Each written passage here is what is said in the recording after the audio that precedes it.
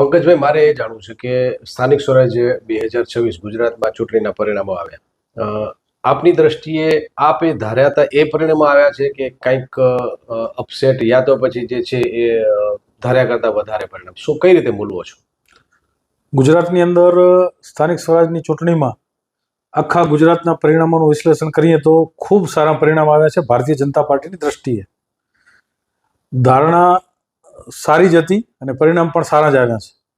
Bharatiya Janata party પ્રત્યે લોકોને જે શ્રદ્ધા છે, વિશ્વાસ છે અને એનો એક વર્ગ જે કાર્ય આધારિત એની સાથે ભારતીય જનતા પાર્ટી સાથે જોડાયેલો, અમારા પક્ષના કામના આધાર પર, અમારા નેતૃત્વની કાર્ય પદ્ધતિના આધાર પર જે એક વર્ગ અમારી સાથે જોડાયો છે એ સતત જોડાયેલો રહ્યો છે. વધુ લોકો જોડાયા છે. કેટલાક બહારથી આવનાર પાર્ટીઓએ અલગ અલગ પ્રકારની વાતો ફેલાવીને અલગ પ્રકારના પ્રયાસો જે કર્યા હતા ગુજરાતની રાજનીતિને અલગ દિશામાં લઈ જવાના, એ નિષ્ફળ ગઈ છે. એટલે હું ચોક્કસપણે કહું કે ધારણા પ્રમાણેના અને સંતોષ થાય એ પ્રકારના પરિણામ છે. પંકજભાઈ, ખાસ કરીને ભારતીય જનતા પાર્ટી અને કોંગ્રેસની જે છે એ હંમેશા સ્પર્ધા થતી હોય છે, પણ આ વખતે કોંગ્રેસ નીકળી ગઈ એવું કહી શકાય. અમુક જગ્યાએ એનું પરફોર્મન્સ સારું. આમ આદમી પાર્ટી જે છે એ સેકન્ડ લાર્જેસ્ટ પાર્ટી બની છે. તો આ કઈ રીતે તમે એક ધારાસભ્ય તરીકે, એક એમએલએ તરીકે અને એક સંગઠનના પ્રમુખ તરીકે અને એક ગુજરાતના નાગરિક તરીકે કઈ રીતે જુઓ છો? હું એને એવી રીતે મૂલવીશ કે ભારતીય જનતા પાર્ટી જે છે અમારી પાર્ટી, એટલે એણે સતત સંગઠનને મજબૂત કર્યું છે. પહેલા તાલુકા સુધી સંગઠન હતું, ત્યાર પછી એક સમય આવ્યો કે દરેક ગામની અંદર અમારું સંગઠન હતું. આજે ત્યાર પછીનો એક સમય આવ્યો બૂથ સુધી સંગઠન હતું. હવે મતદાર યાદીના પેજ સુધી સંગઠન છે. એટલે ભારતીય જનતા પાર્ટીએ સતત સંગઠનને મજબૂત કરવાનો પ્રયાસ કર્યો અને મજબૂત કર્યું છે. જ્યારે સામે પક્ષે કોંગ્રેસ પક્ષ હોય તો એનું સંગઠન એ સતત ઘસાઈ રહ્યું છે. માત્ર થોડા ઘણા બચ્યા ખુચ્યા લીડર આધારિત કામ કરતું સંગઠન છે. એટલે એક તો સંગઠનાત્મક બહુ મોટો ફરક છે. બીજા નંબરમાં સતત ગુજરાતની અંદર અને છેલ્લા કેટલાય વર્ષોથી દેશની અંદર જે સત્તા સ્થાન ઉપર રહ્યા પછી ભારતીય જનતા પાર્ટીએ સત્તાને સેવાની અંદર પરિવર્તિત કરવાનો પ્રયાસ કર્યો છે અને સફળતાપૂર્વક પ્રયાસ કર્યો છે. એવી યોજનાઓ મૂકી છે કે પાયાના વ્યક્તિના મનની અંદર જે ઈચ્છાઓ હોય એ યોજનાઓ બને. યોજના તો અગાઉ પણ બનતી, પણ યોજનાનું કાર્યવિંત થાય, સંગઠનના માધ્યમથી થાય. ભાજપના કાર્યકર્તા છે એ નાનામાં નાના નાગરિકને સરકારની જે યોજના છે એનો બેનિફિટ્સ, એનો બેનિફિશરી સુધી એ યોજના પહોંચે. નહીં કે માત્ર બજેટની અંદર રહે, પણ રિયલ બેનિફિશરી છેલ્લા પાયદાન સુધી રહેતા લોકો સુધી પહોંચે, એ પ્રકારનો પ્રયાસ આ સંગઠનના માધ્યમથી કર્યો છે. અને એના જ કારણે પ્રજાનું અને ભાજપનું, પ્રજાનું અને મોદી સાહેબનું બોન્ડિંગ થયું છે. અને પ્રજાના મનની અંદર અમે અનુભૂતિ કરીએ છીએ જ્યારે નીચે કામ કરવા જઈએ છીએ, ત્યારે બૂથમાં જઈએ છીએ, ત્યારે ગામડામાં જઈએ છીએ, ત્યારે શહેરના કોઈ વોર્ડમાં જઈએ છીએ, ત્યારે અમે અનુભૂતિ કરીએ છીએ કે લોકોને ભાજપ પ્રત્યે અને નરેન્દ્ર મોદી સાહેબ પ્રત્યે અત્યંત શ્રદ્ધા છે. નાની મોટી કોઈ તકલીફ હશે ને, કોઈ કદાચ એકાદ બે તકલીફ હશે તો એ તકલીફને સાઈડમાં મૂકીને પણ તકલીફ દૂર થશે, ચોક્કસપણે થશે એવા વિશ્વાસ સાથે. પણ મત તો ભાજપને, સત્તા તો ભાજપને જ આપવી, શાસન તો ભાજપને જ સોંપવું, અને આખરે મોદી સાહેબ અને ભાજપ પ્રત્યેનું પ્રજાનું અત્યંત બોન્ડિંગ છે, જેની અનુભૂતિ નીચે થઈ શકે છે. પંકજભાઈ, જ્યારે પણ કોઈ પ્રયોગ કરીએ છીએ ત્યારે કદાચ એ પ્રયોગ શરૂઆતમાં જે છે એ કઠિન હોય, પણ લાંબે ગાળેના પરિણામ મળતા હોય છે. તો અત્યારે નો રિપીટ થિયરીનો ભારતીય જનતા પાર્ટીનો આ પ્રયોગ કહું કે પછી એક જે છેવાડાનો કાર્યકર્તા જે છે, જેમ કે મેં એક હમણાં જોયું કે કમલમના પટાવાળાને ટિકિટ આપી હતી, આજે જીત્યા છે ભાઈ. તો આ એક પ્રયોગને કઈ રીતે જુઓ છો? એની અંદર જે જૂના કાર્યકર્તાઓ છે એ લોકોના મનોબળને કઈ રીતે જુઓ છો, અને આવેલા પરિણામને એને કઈ રીતે જુઓ છો? ભારતીય જનતા પાર્ટી અને એમાં ગુજરાત ભાજપ એ હંમેશા પ્રયોગશાળા રહી છે. એટલે સમાજના તમામ તબક્કાને શાસન, પ્રશાસન અને સેવાનો મોકો મળે. સમાજના તમામ તબક્કાને એવું લાગે, નાનામાં નાના વ્યક્તિને, નાનામાં નાના સમાજને, નાનામાં નાના સમૂહને પણ એવી અનુભૂતિ થાય કે અમે પણ ક્યાંક ને ક્યાંક શાસન પ્રશાસનની અંદર અમારો પણ હિસ્સો છે. કોઈ સંગઠનની અંદર સેવા આપતું હોય, કોઈ નગરપાલિકાની અંદર સેવા આપતું હોય, કોઈ તાલુકા પંચાયતમાં, કોઈ જિલ્લા પંચાયતમાં, કોઈ મહાનગરમાં, કોઈ વોર્ડમાં, એમ દરેક તબક્કે તમામ સમાજના તમામ વર્ગને સૌનો સાથ, સૌનો વિકાસ, દરેકને સાથે લઈને ચાલવું, દરેકનો વિકાસ થાય દરેકનું ડેવલપમેન્ટ થાય અને શાસન પ્રશાસનની અંદર અને સંગઠનની અંદર દરેકની હિસ્સેદારી હોય એ પ્રકારની વ્યવસ્થાઓ ભારતીય જનતા પાર્ટી હંમેશા કરે છે. એટલે ક્યાંક ને ક્યાંક 3 વખત એક જ પરિવારના કોઈ વ્યક્તિ ચૂંટણી લડ્યા હોય તો એ પરિવારની જગ્યાએ બીજા કોઈને બેનિફિટ મળે, કારણ કે ભારતીય જનતા પાર્ટી પાસે કાર્યકર્તાઓનો સમૂહ ખૂબ વ્યાપક પ્રમાણમાં છે. વર્ષોથી કામ કરતા કાર્યકર્તાઓ છે, જનસંઘના સમયથી કામ કરતા પરિવારો પણ છે. દૂર દૂર સુધી સત્તા દેખાતી નહોતી અને તેમ છતાંય આ વિચાર માટે કામ કરતા અનેક પરિવારો પણ છે. એટલે એમાંથી પણ એને પણ મોકો મળે આજે જ્યારે સત્તામાં છે ત્યારે. અને નવા કાર્યકર્તાઓ જે જોડાય છે, યંગસ્ટર જે જોડાય છે, મહિલાઓ જે જોડાય છે, સમાજના તમામ વર્ગના લોકોનું પ્રતિનિધિત્વ હોય, નાનામાં નાના સમાજ હોય એનું પણ એની અંદર પ્રતિનિધિત્વ હોય. આ પ્રકારનો પ્રયાસ, આ પ્રકારની વ્યવસ્થા તંત્ર, આ પ્રકારની નું જે મેકેનિઝમ છે એ માત્ર ભારતીય જનતા પાર્ટી પાસે છે. બાકીની પાર્ટીઓ તમે માત્ર કચ્છની ચૂંટણી ટિકિટો ફાળવણી જે છે એ જોઈ હશે તો પણ ક્યાંક ને ક્યાંક ત્યાં જીતી શકવાની શક્યતા, ઉમેદવાર મળવાની શક્યતા, ઉમેદવાર ટકવાની શક્યતા, એક જ સમાજના વધુ લોકોને ટિકિટો આપી દેવી, આ પ્રકારની વ્યવસ્થા એ મોટો ડિફરન્સ હોય તો આ ડિફરન્સ છે. જ્યારે ભાજપ છે એ માઇક્રો મેનેજમેન્ટથી કામ કરે છે કે સમાજનો નાનામાં નાનો તબક્કાને પણ એવો અહેસાસ થવો જોઈએ કે અમે શાસન ચલાવી રહ્યા છીએ. જી પંકજભાઈ, ખાસ કરીને મુખ્યમંત્રી અને ઉપમુખ્યમંત્રીનું કચ્છમાં આવું એટલે બે રીતે જોઈ શકાય. એક તો એમનો કચ્છ પ્રત્યેનો પ્રેમ, યા તો પછી જે છે એ પ્રતિપક્ષનું એવું કેવું છે કે કામ ન થયા એટલે જે છે એ દિગ્ગજ નેતાઓને ઉતારવા પડ્યા. કઈ રીતે જુઓ છો? કામ થયા છે એનું પરિણામ છે, પરિણામ જ દેખાડે છે, એટલે એ કઈ કહેવાની આવશ્યકતા નથી. રહી વાત અમારું જે નેતૃત્વ છે એ મુખ્યમંત્રી હોય, ઉપમુખ્યમંત્રી હોય કે અમારા પ્રદેશ પ્રમુખ આખા ગુજરાતની અંદર જે રીતે પ્રચાર પ્રસાર કરી રહ્યા હતા, અને જે નેતૃત્વ છે ભારતીય જનતા પાર્ટીનું નેતૃત્વ એ હંમેશા જમીન ઉપર કામ કરનાર નેતૃત્વ છે. આદરણીય મુખ્યમંત્રીશ્રીએ માતાના મઢના દર્શન કરી ને આ કાર્યનો પ્રારંભ કરવો એવા ભાવ સાથે. રહી વાત કચ્છની, તો ભારતીય જનતા પાર્ટીનું શીર્ષ નેતૃત્વ એટલે જેને દેશના આદરણીય પ્રધાનમંત્રી, વિશ્વ નેતા જે છે નરેન્દ્ર મોદી સાહેબ, એ કચ્છને એક અલગ પ્રકારે પ્રેમ કરતા હોય, પોતાની ભૂમિ, પોતાની જન્મભૂમિ, એ પ્રકારનો પ્રેમ એમને હંમેશા આપણે અનુભૂતિ કરી છે, કચ્છની પ્રજાએ અનુભૂતિ કરી છે, આપણે સૌ અનુભૂત કરીએ છીએ. તો દેશના પ્રધાનમંત્રીનો સર્વાધિક પ્રિય જિલ્લો છે, ત્યાં દરેક નેતા, એ ગુજરાતના મુખ્યમંત્રી હોય, ઉપમુખ્યમંત્રી હોય કે અન્ય અમારી પાર્ટીના નેતા હોય, એ દરેકને કચ્છ પ્રત્યેનો એ સ્વાભાવિક છે થોડો વિશેષ પ્રેમ રહે જ. અને એમનો આ કચ્છ પ્રત્યેનો પ્રેમ છે એટલે કચ્છની અંદર આવવાનું દરેકને મન થાય. પંકજભાઈ, અપસેટ જે કહી શકાય કે આપણે રાજકીયમાં ઘણી વાર થતું હોય છે કે રતનાલ, જ્યાં ભારતીય જનતા પાર્ટીના પ્રમુખ જે છે એમનું ગામ છે દેવજીભાઈ વરચંદનું, પૂર્વ રાજ્યમંત્રી વાસણભાઈ અને વર્તમાન મંત્રી જે છે ત્રિકમભાઈ છાગા સાહેબ, અને એ જે અંજારની તાલુકા પંચાયત 3 જેટલી જે છે જવી કોંગ્રેસમાં, એને કઈ રીતે જુઓ છો? અને સામે વીકે ઉંબલ જે છે એ કોંગ્રેસના પ્રમુખ છે, એ સીટ પરંપરાગત કોંગ્રેસની હતી, એ ભાજપમાં ગઈ છે. તો મતદારોને કઈ રીતે તમે આ વખતે મૂલવો છો? ખરેખર એમણે પક્ષને જોયા છે, ઉમેદવારને જોયા છે કે પછી એનું મૂળ કંઈક ચેન્જ થયું છે? કચ્છ જિલ્લાને લાગે વળગે છે ત્યાં સુધી કચ્છની તાલુકા પંચાયતો બધી જ, જિલ્લા પંચાયતની અંદર મેક્સિમમ સીટો, નગરપાલિકાઓ બધી જ, મહાનગરપાલિકા પણ.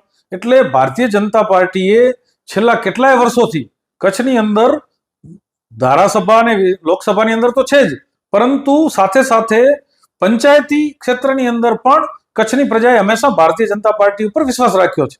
રહી વાત આટલા સારા પરિણામ આવ્યા હોય ત્યારે પણ ક્યાંક ને ક્યાંક અણધાર્યું જે પરિણામ આવે એટલે સ્વાભાવિક છે એના તરફ દ્રષ્ટિ દરેકની જાય. તમે જેમ કહ્યું તેમ રતનાલની કેટલીક સીટો અને ખાસ કરીને ભીમાસરની સીટ જે ગયા વખતે ભાજપને નહોતી મળી, પણ આ વખતે ભીમાસરની જિલ્લા પંચાયત જે ભારતીય જનતા પાર્ટીને મળી છે. એટલે આટલા વ્યાપક પ્રમાણની અંદર ઇલેક્શન હોય તો ક્યાંક ને ક્યાંક નાના મોટા વ્યક્તિગત કારણો હોય, ક્યાંક મેનેજમેન્ટમાં કમી રહી હોય, ક્યાંક આત્મવિશ્વાસ વધારે રહ્યો હોય, ક્યાંક પહોંચાયું ન હોય, ક્યાંક ઉમેદવાર પસંદગીની અંદર કચાશ રહી હોય, ક્યાંક ગ્રુપિઝમ પણ ક્યાંક હોઈ શકે રાજનીતિની અંદર, બધું જ હોઈ શકે. એટલે એ વિશેષ જ્યારે સમીક્ષા કરીએ પર્ટિક્યુલર ત્યારે જ કહી શકાય. પરંતુ આટલા વ્યાપક પ્રમાણની અંદર જીત મળી છે ત્યારે એ કેટલીક બાબતો છે ચોક્કસપણે એની પણ સમીક્ષા કરવી જોઈએ અને આ ભવિષ્યની અંદર એવું એક સતીઓ ન થાય એ દિશાની અંદર કામ થવું જોઈએ. પરંતુ મારી દ્રષ્ટિએ જે કચ્છની અંદર વ્યાપક જીત, વ્યાપક આશીર્વાદ ભારતીય જનતા પાર્ટીને કચ્છની જનતાએ આપ્યા છે, એની અંદર ક્યાંક આવી ઘટનાઓ પણ હશે. એની ચોક્કસપણે અમારી પાર્ટીની અંદર પદ્ધતિ છે, યોગ્ય વ્યક્તિ, યોગ્ય જગ્યાએ યોગ્ય નેતાઓ એની સમીક્ષા કરી અને એક ક્ષતિ ક્યાંક રહી હશે તો એને દૂર કરવાનો પ્રયાસ થશે. પંકજભાઈ માત્ર રાપરના નેતા નથી, પણ એ સંગઠન જ્યારે પ્રમુખ હતા ત્યારે સમગ્ર કચ્છના છે, અને આપની બાઇક યાત્રા કચ્છને યાદ કરે છે. એટલે હું ન માત્ર વાગડની વાત કરીશ, પણ વાગડ સાથે એવો જ વિસ્તાર એટલે કે અબડાસા, અમારો અબડાસા, તો વિસ્તાર પણ જે છે એની તાસીર પણ એકલી લોકો હૃદયથી વિચારનારા પણ છે, અને બંનેનું રાજકારણ પણ જે છે એ ન સમજી શકાય કે ક્યારે મતદારો શું કરે. તો બંનેમાં મને એ જાણવું છે કે જેમ કે આડેસરની સીટ જે છે એ આમ આદમી પાર્ટીમાં ગઈ, સામે પક્ષે વાયોરની સીટ જે છે છેલ્લા 3 ટર્મથી કોંગ્રેસ પાસે હતી, અને એ જે છે આ વખતના સંગઠનના જે કોઈ પણ મિત્રોએ મહેનત કરી અને એ ગઢ કોંગ્રેસનો કબજે કરી લીધો. એ વાયોર સીટ એ ભાજપને મળી છે. તો કઈ રીતે જુઓ છો આ બંને તાલુકાની તાસીરને? બંને તાલુકાની તાસીર તમે કીધું એવું જ છે, પરંતુ અમારા રાપરની વાત કરું તો રાપરની અંદર તો છેલ્લા કેટલાય વર્ષોથી કન્ટિન્યુ, અને વિશેષ કરીને આજથી 10 વર્ષ પહેલા જ્યારે 2015ની અંદર ઇલેક્શન આવ્યા ત્યારે આખા ગુજરાતનું પરિણામ ભારતીય જનતા પાર્ટીથી વિપરીત હતું, પરંતુ ત્યારે પણ કચ્છ જિલ્લાએ ભારતીય જનતા પાર્ટીને આશીર્વાદ આપ્યા હતા. રહી વાત અબડાસા અને કે લખપતની, તો હું એમ એક મૂલ્યાંકન કરું તો એવું ચોક્કસપણે કહી શકું કે કચ્છની અંદર અમારા 6 ધારાસભ્યોએ જે વિકાસ માટે કાર્ય કર્યું છે, જે મહેનત કરી છે, અને જે ગ્રાન્ટો ગુજરાત સરકારે ઉદારતાથી આપી છે, અને એ અબડાસા લખપત જેવા વિસ્તારની અંદર સત્તા જાળવી રાખવી અથવા સત્તામાં ન હોય એવી જગ્યાએ આવવું, એ પ્રદ્યુમનસિંહની ચોક્કસપણે વિશેષ મહેનત એ આપણે જોઈએ છીએ કે પોતાના વિસ્તાર માટેની ગ્રાન્ટો માટે મુખ્યમંત્રી પાસે વારંવાર જાય, વિનંતીઓ કરે, એ પોતે વિધાનસભાની અંદર રજૂઆત કરે, લોકોને લઈને જાય અને વિકાસ માટે ઝઝૂમતા હોય એ પ્રકારનું કાર્ય કરતા હોય છે. એનું પરિણામ છે. આખરે પ્રજા એ ખૂબ સમજદાર હોય છે, એને ખબર છે કે મારો પ્રતિનિધિ છે એ મારા વિકાસ માટે, મારા ભવિષ્ય માટે, મારા વિસ્તાર માટે, મારી આગામી પેઢી માટે પ્રયત્નશીલ છે.